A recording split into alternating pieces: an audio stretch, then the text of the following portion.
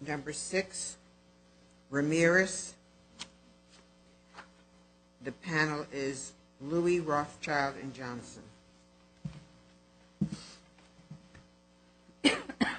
Good morning, Your Honor, or Honors.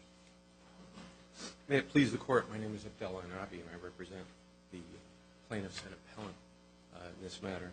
The issues before the Court is under 17004.7 of the Vehicle Code, may the, in this case, Gardena Police Department obtain immunity from civil liability under the Vehicle Code section for the wrongful death of our client, which was the result of a vehicle pursuit involving the police by means of summary judgment without the use of signed attestations from the officers of the department. May they still deem that there was promulgation under the code. Sir, maybe I should help you with this. At least from my perspective, I'm not in agreement with the Morgan case that has been cited. To the extent that it requires a complete 100% certification of the process, the process. Because if you look at 17004.7 subdivision B2, it says that the failure of an individual officer to sign a certification should not be used to impose liability on an individual officer or a public entity. Now, in this case, the officers who were involved in the crash did in fact sign the certification that they would attend the training. If you have a force like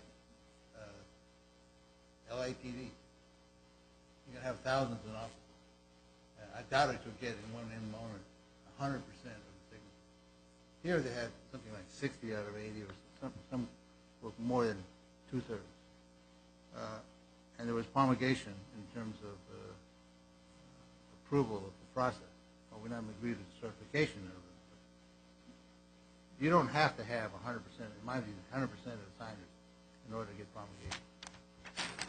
So if you're relying on Morgan, at least from my perspective, that isn't a correct interpretation, because it never gave credence to this section of the B2 that states that an individual officer's failure to sign is not the basis for liability for that officer or the department. Well, let me address the latter part of your statement, Your Honor, and then I'll address the totality of it. The apparent issue with regard to that sentence in Section B is rather clear. It relates to issues of liability. It doesn't relate to issues of immunity. We're only here to discuss the issue of whether the department obtains immunity. Liability would presume that if we can establish that one of these officers didn't sign. I know you're talking about the department, we're not an individual officer. Yes, Your Honor, but nonetheless, the issue still remains the same. The failure for an officer to sign the attestation form verifying that they received the pursuit policy, that would go to demonstrate whether immunity would be obtained. It has nothing to do with liability. At this stage, we're only here to discuss whether there is a statutory immunity that applies or not. And, yes, sir. I agree, but one of the issues you have in your brief is the fact that you don't have 100% of the signers on the department signing this certification is loss of immunity. Well, Your Honor, we can only look at the plain language of the statute, just as Morgan did. And the plain language states it must be all. Morgan further states that it's all with regard to at the time of the incident. Well, that's why I draw it to you B2. How do you reconcile B2 with all? B2, Your Honor, the way we would reconcile it is that B2 relates to preventing the establishment of liability based upon the failure of an officer to sign his attestation form. The entirety of the statute is intended to decide whether the immunity is applied or not. Liability, we would agree with the statement. You can't use it. But what we're here to discuss is whether the immunity applies. What's the point? I'm not following. You should explain it again. I don't follow. Sure, Your Honor.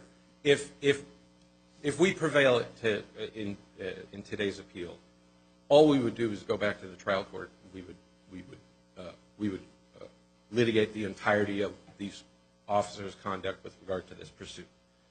The last sentence of Section B, I believe it's 2, relates to only issues of liability, that we cannot use the failure of the given officer or any officer's failure to sign his attestation form establishing that he reviewed the pursuit policy to establish that as a basis of liability. Now I understand your point. But that's not what we're here for, Your Honor.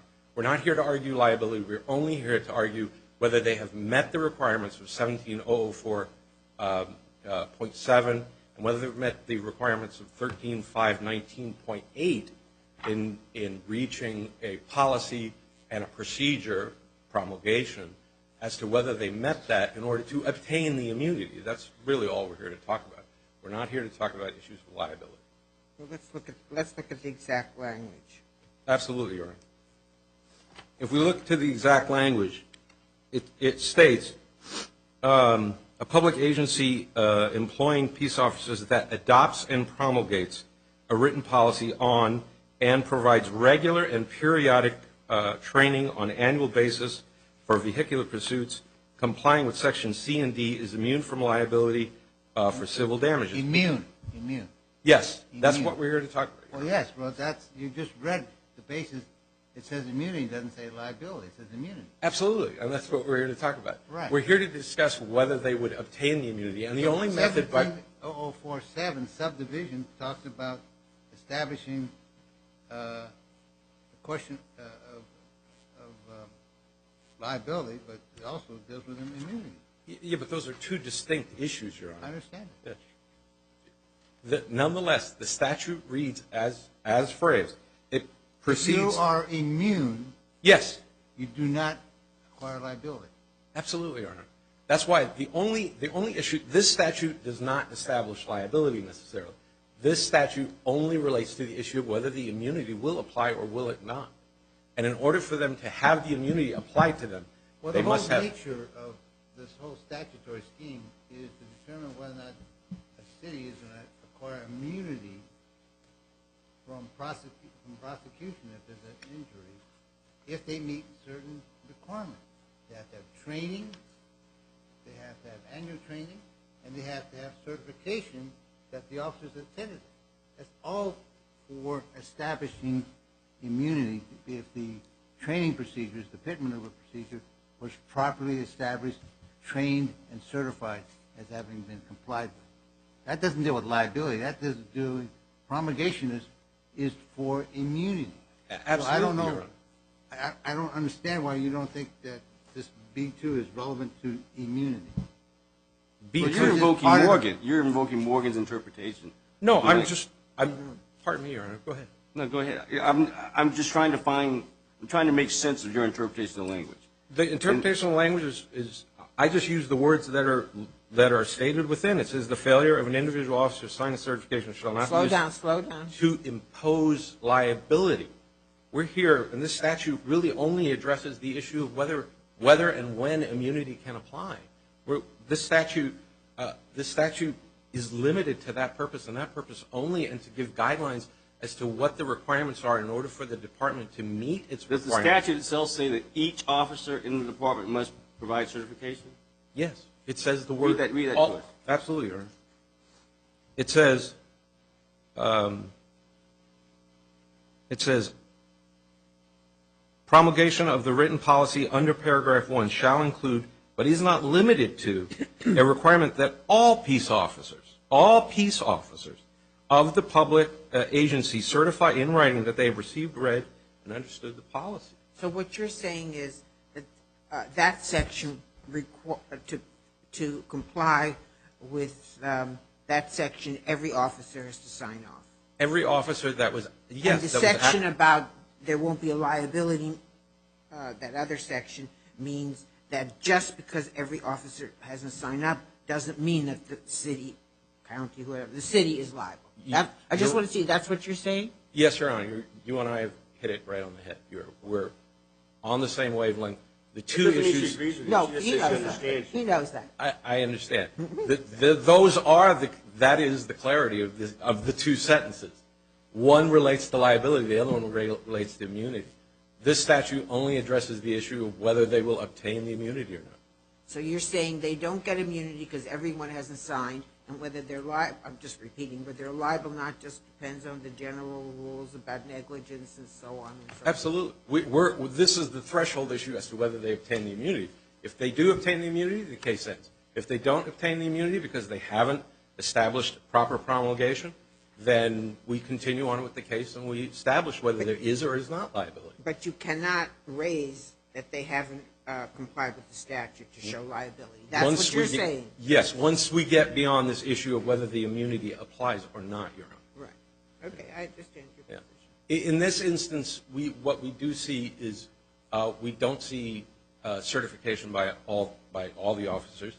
What we do see is we see a declaration where basically the department is vouching for its officers, stating that they have received training, they have read it, and they have understood it. Well, have understood it, that's something that nobody can certify and is not a requirement, Absolutely, Your Honor. So it's just, Well, it is a requirement under the statute in order for the officer to verify that, but the department cannot do it on behalf of the officer. The officer would otherwise have to verify and indicate that he has received it, read it, and understood it. right, but yes, the department's not, doesn't have the obligation to figure out if they understood it. Well, in this case, that's what we have. We have declarations coming from superior officers coming forward saying, all of our officers were trained, and therefore they have been certified, end of story. Nothing further. Well, Your interpretation leads to an absurd result. I mean, that you'd have to have full agreement that it'd be immunity. That just seems implausible that you'll ever have that, just as Justice Louis suggested. And so that defies a reasonable interpretation as to the legislative intent. Well, Your Honor, first of all, even if we look at Morgan indicated that what we would look to is based upon the date of the incident. We would look at the officers that were employed at the time, and we'd make the determination as to whether they met their promulgation obligation with regard to those officers that were active at the time. I can't find it right now, but would you read B to me? The section that says about liability, exactly what that says. Would you read it? The only sentence, Your Honor, it would be in B2. Whatever it is, B2, I'm looking for it. B2, last sentence. The failure of an individual officer to sign certification shall not be used to impose liability on the individual officer or the public entity. I see. Yeah. Okay. Yeah. So I think it's plausible. I don't know if it's right, but it's plausible. Yeah. So what we do have in this case, Your Honor, what we have is essentially two declarations from superior officers and a spreadsheet. The spreadsheet is a list of names that the department put together, and what they did is they provided it to us, indicating that these are the officers who have been trained. End of story.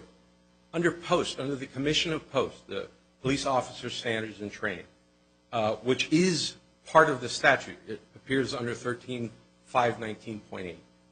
Post, which is the commission who determines the type of standards for both training and operations, indicates that all officers must be certified. They must indicate through a verified method that they have received, read, and understood. Post doesn't impose statutory requirements. Pardon me? Post doesn't impose statutory requirements. That's just a guideline. It is a guideline, but the difference is that it's integrated into the statute, and it's integrated into this statute, both the Vehicle Code and the Penal Code. Let me ask you a question. If in this situation, all the officers that were certified, they all presented you, each one of them provided a signature on a certification, okay? Would that be the end of the case? If all the officers of the department, with regard to if the Every single officer in Gardena signed it. I have the book, all officers will give it to you. That would mean that there's immunity, right? that would mean that that there would be immunity, presuming that the policy itself was sufficient. No, under the Act. policy. Presuming that Policy is adequate. All officers sign it, and it's presented to you with a booklet of verification would that signed be by the end each of the officer. case? Yes. Okay. Immunity so would kick in. immunity drives liability, doesn't it? No. No? Because liability is still Let's go back independent. again. All the officers in the Gardena department signed this document, presented in a book, handed to the court, says there's immunity. Why do we talk about liability? The existence of a statutory immunity, Your Honor, doesn't negate the issue of whether they were or were not negligent. And that's ultimately the issue that will establish liability. With regard to the immunity, it's a creation of the legislature. They're the ones who determined the nature in which this immunity is going to be applied. In fact, if we look at one of the turning stone cases that this district actually examined was called Wynn. Named it happens to be the same name of the officer that was involved in this pit maneuver. But in that case, it was against the city of Westminster. And this very district determined that in ruling for summary judgment, they reluctantly did so, indicating that we don't like the ruling we have here because of the fact that we are going to rule in favor of the department, despite that the department made no showing of the fact that any of their officers were trained in the pursuit policy. The existence of the pursuit policy was sufficient in that case. As a result of that case, and made mention within the legislative notes, in 2005, the legislature, based on the holding of Wynn, changed the statute to reflect this new promulgation requirement. And within the legislative notes, they stated that it is the analysis of SB 719, which is the bill that modified the statute. It says, noted that the proposed amendment would narrow the available immunity for public entities that employ police officers when a third party is injured or killed. The legislature created this promulgation so that they would narrow the immunity and its application. The legislature intended that officers from this point forward, after 2007 when it was enacted, after 2007, promulgation was going to be a requirement, and all officers were going to have to be trained, and they were going to have to prove it through individual certification. That is part of the legislative history, and they integrated it into the plain language of the statute. Excuse me. Your time's up at the moment. We'll reserve. I'll give you some time for rebuttal. Thank you, Your Honor. Okay. Mr. Sain, Mr. Mullenstein, who are you? Who are you?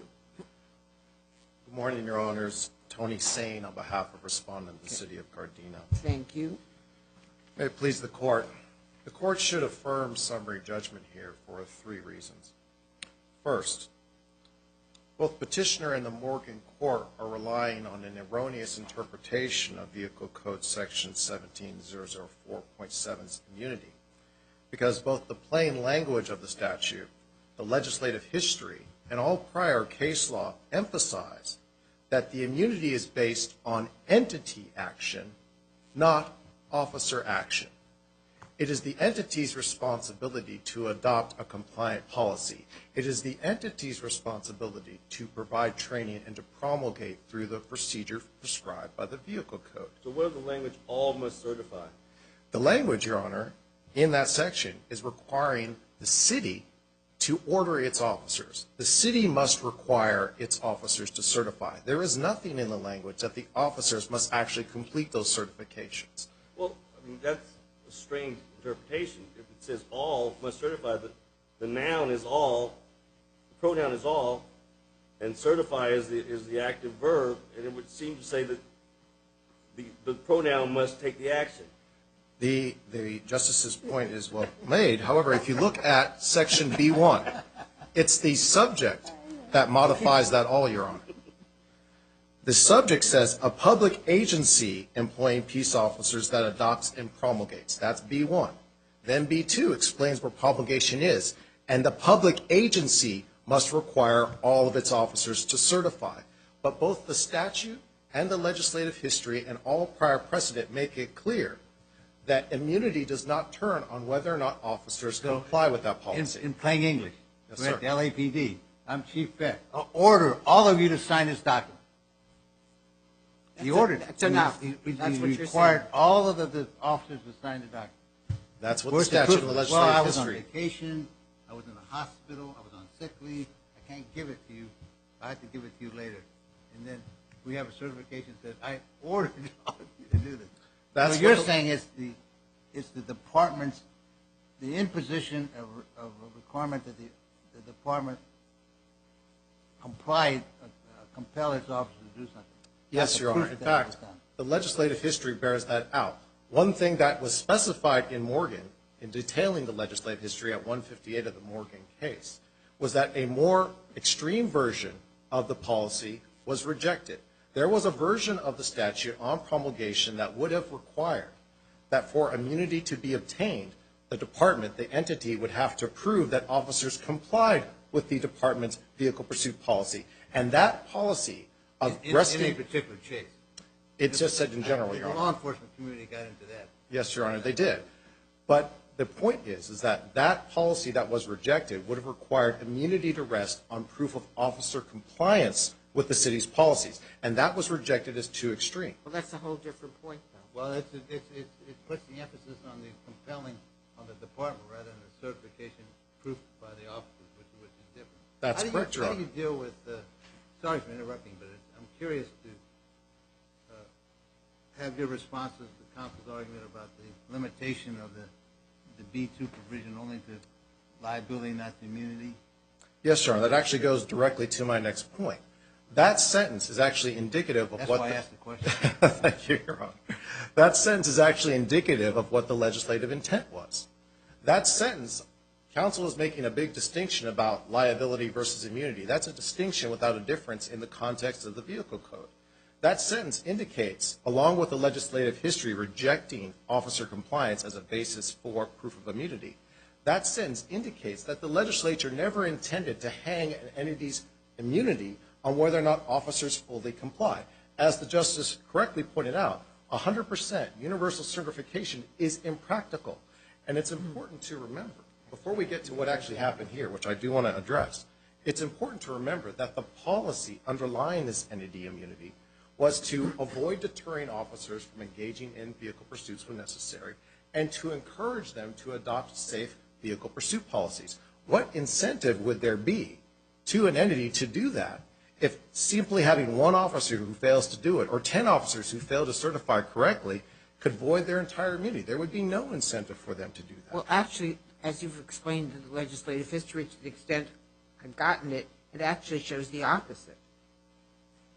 That part, because you said originally there was a proposal that if a particular officer didn't follow the policy, that would be a basis of liability.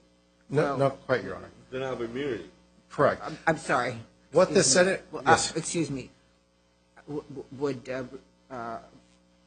Foreclose immunity. Thank you. Foreclose immunity. Well, then, if that's true, then the second sentence makes perfect sense that that's what they didn't want. It really doesn't have anything to do with if everybody has to sign it or doesn't have to sign it. Actually, it does. I mean, just... That's a separate question. Okay. I disagree, Your Honor. All of the precedent before we get to the 2007 amendment and the legislative history here and the language of the statute here all are based on what is the entity doing. Immunity is based on what the entity does, not what the officer does. And the fact that the legislature rejected that proposed amendment that would have tied immunity to whether or not the officers actually comply with the policy, combined with Section B2 that shows that there cannot be liability on the basis of an officer's failure to certify, these are important clues, along with all of the prior precedent, Kashida, Wiener, and so forth. These are important clues showing us that the legislative intent was not to rest immunity on whether or not there was universal compliance. However, an important point here needs to be made in response to something that petitioner raised. The record in this case is not that there was only partial compliance. That's not the record in this case. The trial court, in its review on the motion for summary judgment, found that their plaintiffs, the petitioners here, had produced no evidence to dispute the city's evidence showing that there was universal certification by its officers in two forms. Was that the declaration of, forget who, but anyway? That was one of the elements of proof. There were actually more than that, Your Honor. Okay. For 2009 to 2010, the city of Gardena was using the post-recommended, not required, which plaintiffs concedes at page 6 of their reply. From 2009 to 2010, the city was using the post-recommended SB 719 form. Now, it's unclear, frankly, from the record whether they still required use of that form or not. However, For 2013 to 2016, instead of just relying on that form, they used a roster system. They sat down with their officers. They provided all of their officers training, and that's undisputed in the record. At the end of that training, they would discuss with the officers what the policy meant, what its implications were, the real-world applications, examples. They would share stories. They would discuss it. They would read it together. And at the end of that training, in order for each officer who attended the training to certify that he had received, read, and understood the city's vehicle pursuit policy, he would sign the roster. Then that handwritten roster would be translated into the computer, and that was the data that was produced in evidence in the MSJ. And there was no contrary evidence produced by plaintiffs in the trial court level. And that's why it was deemed undisputed that even if Morgan applied, which it does not, even if petitioner's interpretation of the statute was correct, which it is not, even if all of that were true, we did prove universal certification by our officers. The other thing that's... That's your fallback position. Yes, Your Honor. But do you have any comments about whether Morgan is correct or not? I don't believe it's correct for the reasons that I've stated, Your Honor. I believe that Morgan has misinterpreted the statute to require proof of immunity to rest on proof of officer compliance. And that's completely contrary to the language, the legislative history, and the intent. Yes, Your Honor. Because that would mean that whether or not an entity gets immunity is completely independent of what the entity is doing. It stands to reason when you're going to the legislature, it's not necessarily, when you're talking about liability and deep pocket, it's not going for the protection of the officer. It's going for protection of the deep pocket and dealing with that first, because that would be the place where the plaintiff would go. Yes. It stands to reason that it's an entity approach, not an individual officer. Yes, as Justice Cheney pointed out in an earlier argument, the default rule is immunity, the exception is liability, and certainly we believe that is the case here. But we also would point out to one thing that's important to note in the policy underlying this vehicle code immunity for entities. The reason that the immunity was slightly restricted with the promulgation requirement, the purpose of that 2007 restriction was to protect innocent bystanders. The case in Wen, the 2002 case, NGUYEN, was about high school students that were essentially injured during a vehicle pursuit. So the restriction on immunity in 2007 and the training and promulgation requirement had to do with bystanders. They certainly had nothing to do with protecting the suspect who was injured in a vehicle pursuit. And that's what is at issue here. The facts of this case are that the person who died, suspect Mark GAMAR, was one of the armed robbers that initiated the vehicle pursuit by fleeing custody. And certainly the restriction of immunity that was imposed through the training and promulgation requirements, which the city satisfied, that restriction had nothing to do with protecting an armed robber, a suspect. There's also the issue that was raised in our briefing at the trial court level. That's part of the record. It's not as clear in our appellate briefing. But there is a section of the vehicle code that states, and this is section 17004.7a, quote, "The immunity provided by this section is in addition to any other immunity provided by law," end quote. It was undisputed before the trial court that the officer who initiated the pit maneuver, Officer Wen, was immune as a public employee. It was undisputed in the trial court that Officer Wen was in pursuit of a felony suspect, an armed robber, with his lights and siren activated, and that as a result of his pit maneuver, suspect Mark GAMAR died. So since it would be undisputed that the officer was immune, it should be undisputed here that the entity is also immune under 815.2. Well, if you were right, then the whole section, this section would have no effect whatsoever. It would be useless. It would be surplusage. I'm not sure I understand you, Your Honor. If you're right about notwithstanding any other immunity, then there is already, according to you, total immunity for the officer under other laws, right? Isn't that what you're saying? I'm saying that in this therefore, we case don't there is. need this. I'm saying in this case that is correct. In general, not necessarily. There could be cases where the public employee was not immune. That's not the case here. Lastly, Your Honor, just before my time is up, I must make a brief correction to the record. There was an erroneous cite at page 26 of our brief. The Wen case was inadvertently cited with the wrong reporter. The correct reporter was 103 Cal at 4th, 1161. And there was a section that was quoted as being from the Wen court in a different case other than the Wen decision. That section was misattributed, and it should have been cited to an unpublished case, the Martinez case at 2015 Cal App Unpub Lexus 7674. So in light of the important public policies underlying the entity immunity, in light of the fact that entity immunity is not tied to officer action but entity action, and in light of the fact that the entity did comply with its requirements to obtain its immunity here, we would maintain that summary judgment should be affirmed. Thank you. Thank you, Your Honors. Rebuttal, please.